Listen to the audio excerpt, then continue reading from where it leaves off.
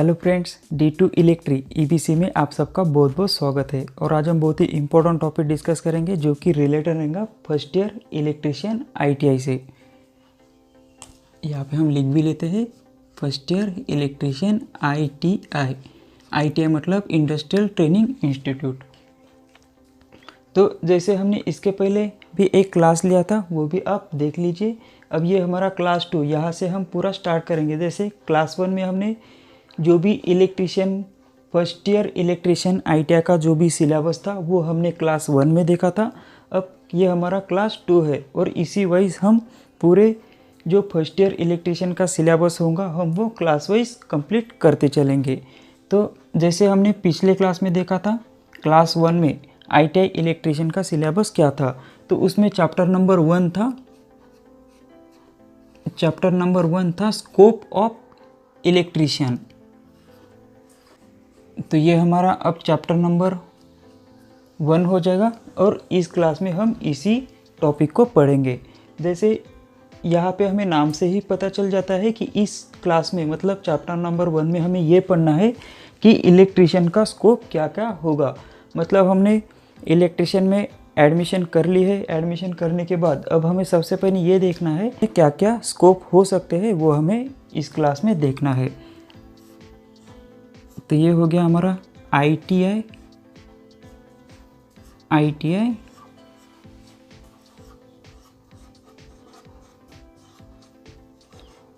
Electrician. अब इसके किस तरह से स्कोप रहेंगे वो हमें इसी क्लास में डिस्कस करना है। जैसे कि इलेक्ट्रीशियन करने के क्या फ़ायदे हैं, इलेक्ट्रीशियन ITI इलेक्ट्रीशियन हमें क्यों करना चाहिए, उसी तरह से इलेक्ट्रीशियन में ITI करने के बाद हमें कौन सी जॉब लगेगी, हम कहाँ पे जॉब कर सकते हैं और कितनी सैलरी रहेंगी। तो ये हमें सब पता चलेगा जब हम इलेक्ट्रीशियन के स्कोप मतलब स्कोप ऑफ इलेक्ट्रीशियन को पूरा डिटेल में पढ़ेंगे। तो जैसे हमें पता है कि आज की आधुनिक दुनिया में अगर हम देखें तो मनुष्य जीवन पूरा इलेक्ट्रिसिटी पे डिपेंड है। जैसे हम शुरुआत से अगर देखें तो डोमेस्टिक अप्लायंसेस, जैसे डोमेस्टिक अप्लायंसेस में आते हैं मिक्सर, कूलर, फ्रिज, फैन, जो भी डोमेस्टिक अप्लायंसेस होते हैं तो वो पूरे इलेक्ट्रिशियन पे चलते हैं, इलेक्ट्रिक पे चलते हैं, इलेक्ट्रिसिटी पे डिपेंड होते हैं। तो अब वो इलेक्ट्रिसिटी पे डिपेंड होते हैं, वो कंटिन्यू इलेक्ट्रिसिटी ले रहे हैं, तो उसमें कुछ मेंटेनेंस भी आएगा। डोमेस्टिक अप्लायंसेस के कुछ मेंटेनेंस भी रहेंगे। तो मेंटेनेंस कौन करेगा, तो जिसको भी इलेक्ट्रिकल का पूरा नॉलेज होता है, जिसको इलेक्ट्रिकल के रिलेटेड जो भी इलेक्ट्रिक फील्ड से है उसको उस इक्विपमेंट के बारे में पूरा पता है, उसका मेंटेनेंस कर सकता है, तो वो कोई प्रॉपर बंदा ही होगा, जैसे जो कि ITI किया हुआ होगा या फिर उसको ऑथराइज पर्सन होगा जो कि इलेक्ट्रीशियन से रिलेटेड है। तो इससे हमें ये पता चलता है कि जो भी इलेक्ट्रीशियन है वो डोमेस्टिक अप्लायंसेस का मेंटेनेंस कर सकता है। मतलब यहाँ पे हमें ये पता चल गया कि वो मेंटेनेंस, तो यहाँ पे हमें ये पता चल गया कि ITI इलेक्ट्रीशियन करने के बाद जो भी डोमेस्टिक अप्लायंसेस वगैरह हो गए उसका मेंटेनेंस वो कर सकता है, उसका रिपेयरिंग कर सकता है। उसी तरह से हम अगर देखें कि जो भी छोटी बड़ी कंपनी होती है तो वो कंपनी पे भी मशीन्स होती है, इलेक्ट्रिक इक्विपमेंट्स होते हैं सभी तरह के, क्योंकि कोई भी कंपनी हो तो बिना इलेक्ट्रिक के वो नहीं चल सकती। तो वहाँ पे भी जो भी मशीन्स के मेंटेनेंस हो या किसी तरह का रिपेयरिंग हो तो वहाँ पे भी इलेक्ट्रीशियन ITI की ज़रूरत होती है। तो हम यहाँ पे भी देख लेते हैं। जैसे कंपनी में भी हम मेंटेनेंस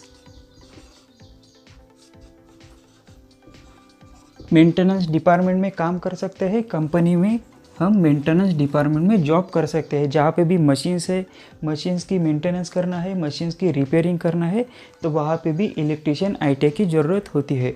मतलब हम डोमेस्टिक अप्लायंसेस का भी मेंटेनेंस कर सकते हैं कंपनी में, अगर जो भी मशीन्स वगैरह है उसकी भी मेंटेनेंस कर सकते हैं।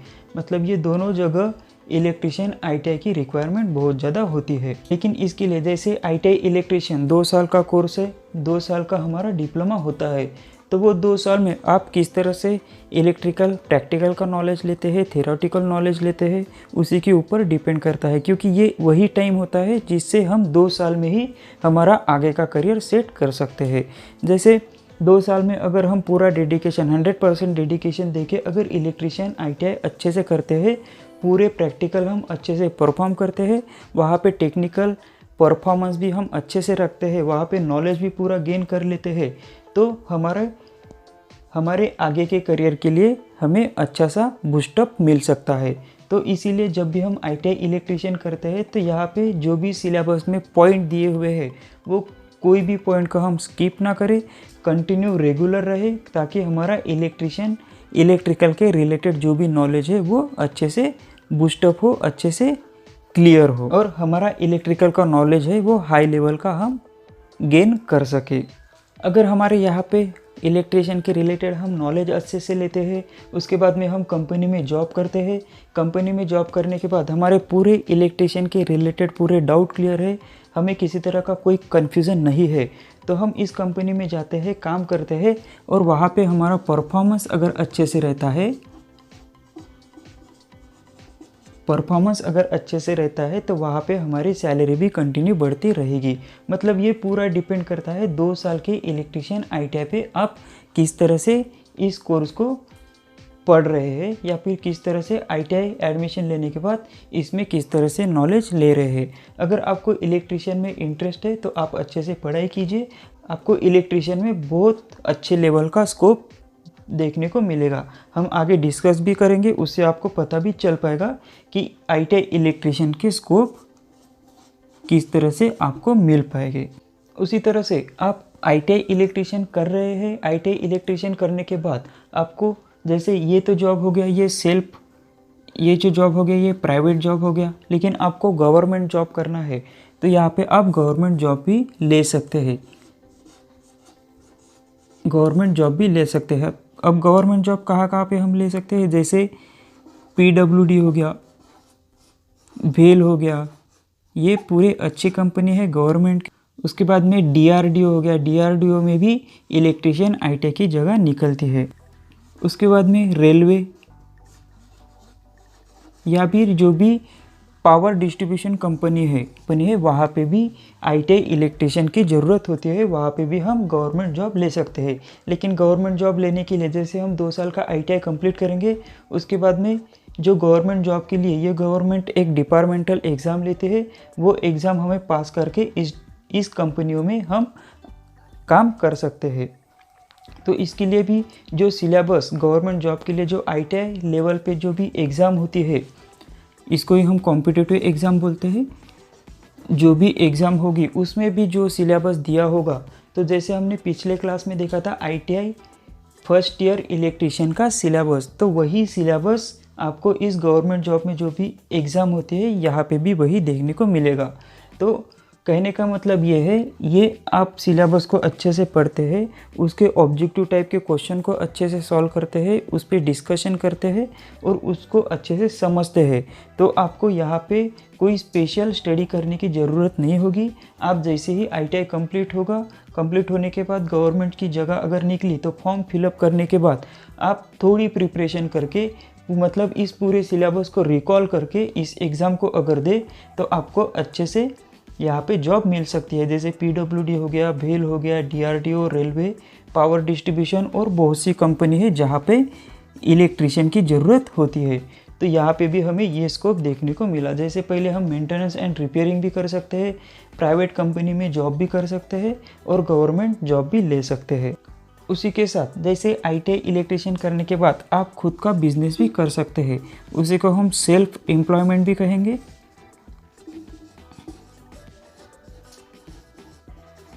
अब सेल्फ एम्प्लॉयमेंट मतलब क्या, तो ITI इलेक्ट्रिशियन के बाद आप खुद का बिजनेस भी कर सकते हैं।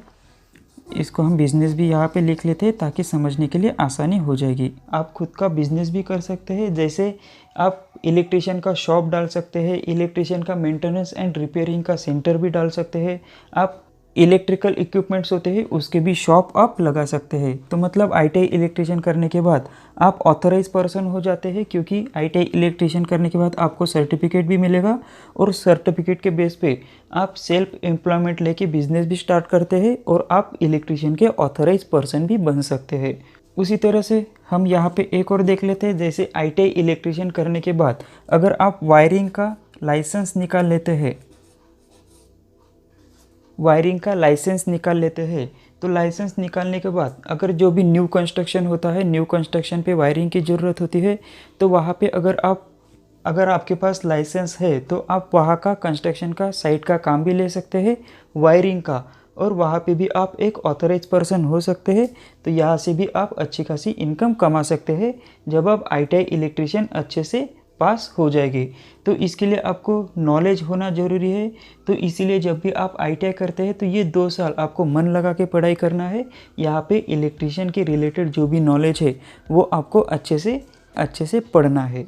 उसी के साथ जब भी हम ITI इलेक्ट्रिशियन के रिलेटेड हम हमारा करियर चुनते हैं तो वहाँ पे हमें एक बात पता चलती है कि जब भी हम ITI रिलेटेड काम करते हैं तो वहाँ पे रोज़ नए नए टास्क मिलते हैं। अब नए टास्क मिलते हैं तो वहाँ पे जॉब भी इंटरेस्टिंग हो जाती है। अगर जॉब इंटरेस्टिंग हो जाती है तो वहाँ पे काम करने के लिए हमारा मन भी अच्छे से लगता है। लेकिन वो टास्क हम तभी पूरा कर पाएंगे, उस जॉब में हम तभी इंटरेस्ट अच्छे से ले पाएंगे जब हमें इसके रिलेटेड पूरा नॉलेज अच्छे से हो। हम बार बार यही बोल रहे हैं कि हमारा नॉलेज अच्छा होना चाहिए, इसीलिए क्योंकि इलेक्ट्रिशियन ये एक रिस्क वाला जॉब होता है, लेकिन तभी रिस्क वाला जॉब होता है जब हमारे पास अच्छे से नॉलेज ना हो। तो इसीलिए हमें अच्छे से नॉलेज भी लेना है ताकि हम अच्छे से और इंटरेस्ट लेके इस इलेक्ट्रिक फील्ड को अच्छे से हैंडल कर सके, इलेक्ट्रिक फील्ड में अच्छे से काम कर सके। लेकिन यहाँ पे हर एक व्यक्ति की चॉइस अलग होती है, हर एक व्यक्ति का इंटरेस्ट अलग होता है।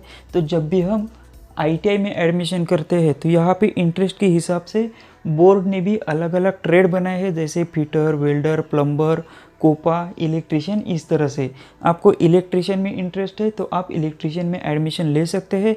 अगर आपको फिटर में इंटरेस्ट है तो आप फिटर में एडमिशन कर सकते हैं। आपको वेल्डर में इंटरेस्ट है तो वेल्डिंग में, वेल्डर ट्रेड में एडमिशन कर सकते हैं।